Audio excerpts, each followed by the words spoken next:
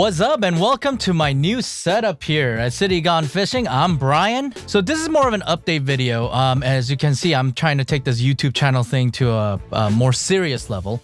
I had a really rough year. I'm sure the entire world had a rough year. But COVID has hit my family pretty hard. We lost a dear family member, you know, and my job was part of the lockdown. It didn't come back until July. Even then, I did not take the job back after much thought because I wanted to focus more on meaningful job. I'm taking a risk. I'm all in, not just on this YouTube video stuff, but also other things I do like photography. I'm a multimedia person. I also have another channel that I'm going to be using this setup for. I'm doing product reviews probably like here. So I also purchased some new equipment like GoPros and some audio equipment and things like that. Unfortunately for this episode, it did not turn out well. I had all kinds of technical issues. I had audio issues. I had some color issues on the GoPro. And of course, because it's a fishing video, the fish, they don't follow a script, obviously. So it happened to be one of those days that I got skunked, which ended up being kind of bad because I took 3 friends of mine that never fished before. So I was hoping to get them on some fish, but that's how fishing goes sometimes. Although there was one person that caught 2 fish that day, all within a span of like half an hour. Oh, you got one! Get it. Bring it up. Wow! Oh,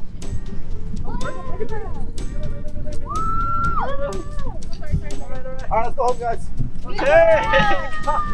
Oh, why are you bringing it in? with the bug. Look at the okay, should just bring it. See, I can't believe you got that.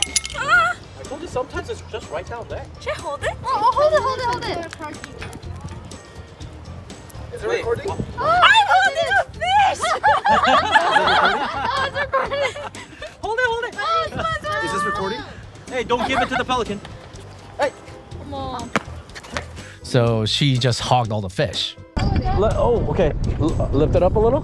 Grab this. Grab here. Go up. Oh my goodness. All right, pull it in. Oh, that's a big one. Go. Pull it in. Yeah, you can. Go. Reel it in. It's gonna come off. Go. Just put it. Go. All right. Now go higher. And then put it in. Okay, excellent. Whew, that was a... I am planning on taking them back. Hopefully, they're still interested in fishing. We still got to enjoy all the benefits of fishing, like, you know, hanging together and just enjoying the gorgeous view, being outside.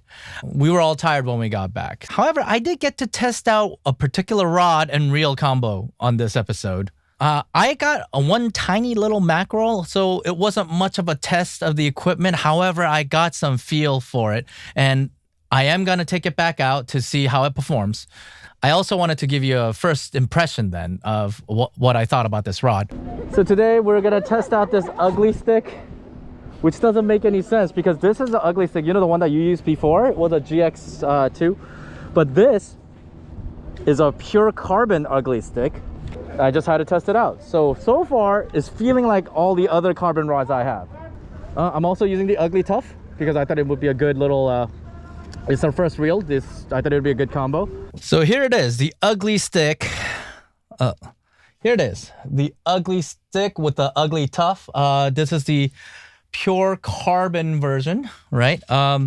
One of the more exciting things that had happened to fishing equipment, in my opinion, because I am a shameless ugly stick fan. It's one of the rods I recommend all the first timers because let's face it, for first time, it's a great rod. You don't have to worry about how much you break. And if you guys are if you own a GX2 and you're not much of a fly fisherman or really into sensitivity and really into technique and sensitivity specific applications, you know GX2 is one of the most valued rods out there. I mean, GX2 becomes just about any rod you put into a certain setting. Like it becomes an inshore rod, it becomes a little tuna rod, it becomes a catfish rod, it becomes in ultra light settings even fair, not the best, but fair trout rod that I would take any children with. So when I heard about the carbon rod, I had my doubts about it because, I mean, most of the carbon rods tend to be weaker for me. They're more brittle and more fragile to they're more brittle and fragile to, say, like, sudden strikes or even car transportation. So for an ugly stick to claim that they made a carbon rod and still invincibility that they claim, that one has to be stress tested. I'm not sure if I'm going to test this one. This is a medium heavy version, but still very exciting because they say it's about 37% stronger than other carbon rods, which is awesome because you have to realize this is a very, very light rod. So far, I am so comfortable with it. And you know, my other carbon rods, I think the cheapest one I have is about $130. And this is about $80, just the rod, of course. I would say it's comparable to my other carbon rods. Again, I cannot test the sensitivity all that much. It is medium heavy, so it's not going to be as sensitive. But definitely out of all the ugly sticks, this is by far my favorite. Because one thing that I have with the GX2 and Sharky reel that I have is it does hurt after a while because you know, your wrist, all the casting and all that, it begins to really work your fingers and your wrist, and just generally speaking, it's just not a well-balanced rod in my opinion, but nonetheless very usable. I have used worse rods, so can't really complain too much there. But this is it. This is the ugly stick I've been waiting for. I didn't need the extreme strength of the GX2, maybe sometimes, but depending on what I'm trying to do. But so far, this thing seems to have handled pretty well. I had a lot of seaweed that I was trying to pull over the pier because it was super stuck. No matter how much I yanked it and tried different directions and whipping it around, it just wouldn't come off. I did pull the seaweed going, it's going to break, but it handled it so well. Like, you don't understand. It wasn't just a little bit of seaweed. It looked like a seaweed. The whole bed was just coming up. I don't know why everything was connected together, but it was. But literally, it just pulled it out of the pier just fine. I suppose I'm also reviewing the reel as well because I thought it'd be cool because this is ugly stick. Why not get the ugly stick reel? Because it was also new. They call it the ugly tuff. And definitely it does feel tough. I gotta say it doesn't feel all that plasticky. I mean, the top here feels plasticky, but then it's for the most part all metal. Definitely fills you with confidence. I gotta admit it's a little confusing. Yeah, it's made of light metal and things like that, but it's still pretty darn heavy. And I guess they made it for like GX2 and Big Water or the Tiger, some of the other ugly sticks, or maybe just not ugly sticks in general, just anytime you need tough reel. Definitely for the carbon rod, it doesn't make a lot of sense to me because it's heavy compared to it. What's the point of getting all this really nice, light sensitive stick if in fact it's so heavy? It's literally just... This guy's heavy. So it kind of counteracts it. It's still quite a bit. I find it to be a no complaint reel, so to speak. It's as standard as they come. This part does feel rubberized, like plastic type of thing. But